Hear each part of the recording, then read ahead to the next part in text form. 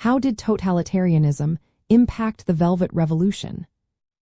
Imagine living under a government that controls every part of your life, where speaking out can land you in jail, and economic hardship is common. That was life in Czechoslovakia under communist rule. Totalitarianism in this country meant the government had total control over politics, the economy, and even what people could say or think. They used police force and censorship to keep people quiet, and dissent was crushed quickly. This created a lot of frustration and anger among citizens, especially students and intellectuals who wanted change. The economy was also a big problem. The government ran a command economy, which meant they decided what was produced and how much. This led to shortages of goods, poor quality products, and economic stagnation. People felt stuck and powerless, which made them more eager for reform. As the Cold War went on, the Soviet Union's influence in Eastern Europe started to weaken. This gave hope to those living under communist regimes that change was possible. In Czechoslovakia, the rigid control of the totalitarian government made it vulnerable.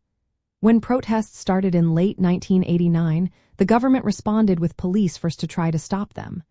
But this only made more people angry and determined to push for freedom. The police used violence, but the protests kept growing. People wanted democracy, free speech, and better living conditions.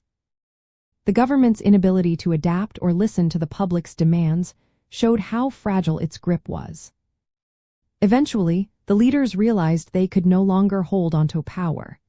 They decided to step down and end over for decades of one-party rule. This peaceful change was called the Velvet Revolution because it happened without violence. It opened the door for democracy and a market economy, breaking away from the totalitarian system.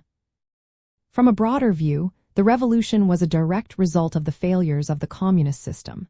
The government's suppression and economic problems created a wave of dissatisfaction. When the Cold War was coming to an end, and Soviet influence was waning, the regime's hold weakened even more. The collapse in Czechoslovakia was part of the larger breakup of the Soviet bloc, which included many countries in Eastern Europe. So, in simple terms, totalitarianism shaped the Velvet Revolution by creating the conditions of repression and economic trouble that made people want change. When the system finally fell apart, it allowed a peaceful transition to democracy and marked the end of a long chapter of strict communist control. This shift was also a sign of the changing global landscape during the Cold War era, showing that authoritarian regimes could not last forever when faced with popular demands for freedom.